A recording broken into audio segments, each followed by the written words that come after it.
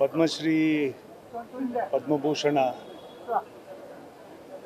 ಮೈಸೂರು ದೇವಿಯರು ಪಂಚತಾರ ನಟಿಯಾಗಿ ಭಾಳ ವರ್ಷಗಳ ಅವರ ಅವಿನಾಭಾವವಾಗಿರ್ತಕ್ಕಂಥ ಸಂಬಂಧಗಳು, ವಿಶೇಷವಾಗಿ ನಮ್ಮ ತಂದೆಯವ್ರ ಜೊತೆಗೆ ಚಿತ್ರರಂಗದ ಜೊತೆಗೆ ಡಾಕ್ಟರ್ ರಾಜ್ಕುಮಾರ್ ಅವರ ಜೊತೆಯಾಗಿ ಅನೇಕ ಸಂದರ್ಭಗಳಲ್ಲಿ ಚಿತ್ರರಂಗದ ಏಳಿಗೆಗೆ ಮತ್ತು ಕನ್ನಡತನಕ್ಕೆ, ಕನ್ನಡ ಭಾಷೆಗೆ ಮತ್ತು ವಿಶೇಷವಾಗಿ ಸಂಬಂಧಗಳನ್ನು ನಮ್ಮನ್ನು ನೋಡಿದ್ರೆ ಎಲ್ಲರನ್ನೂ ನೋಡಿದ್ರೆ ಯಾವಾಗಲೂ ಕೂಡ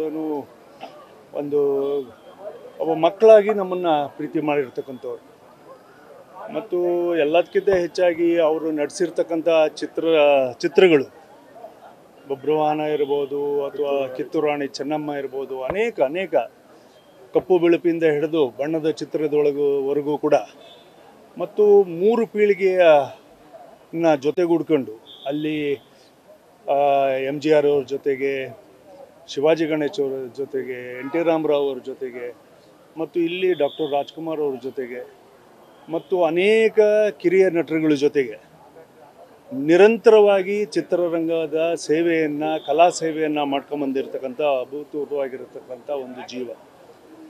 ಎಷ್ಟೋ ಸಂದರ್ಭದಲ್ಲಿ ನನ್ನ ಮಗಳ ಮದುವೆಗೂ ಕೂಡ ಇಲ್ಲಿ ಬಂದಂಥ ಸಂದರ್ಭದಲ್ಲಿ ಅವರಿಗೆ ಇನ್ವಿಟೇಷನ್, ನನ್ನ ಮಗಳ ಮದುವೆ ಇದು ಅಂತ ಹೇಳಿಬಿಟ್ಟು ಭಾಳ ಅಭಿಮಾನದಿಂದ, ಮತ್ತು ಅವ್ರ ಮಗಳು, ನಮ್ಮ ಮಗಳು ಒಂದು 4 ಮನೆಯೇ ಅವರು ದೂರ ಅಲ್ಲಿ ಬರೋರು.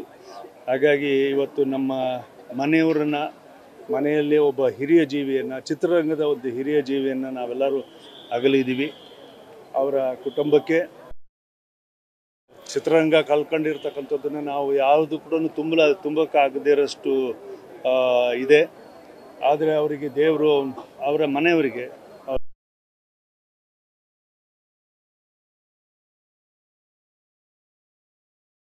ನೆಮ್ಮದಿಯನ್ನು ಕೊಡಲಿ ಅಂತ ಹೇಳಿ ನಾನು ಅಪೇಕ್ಷೆ.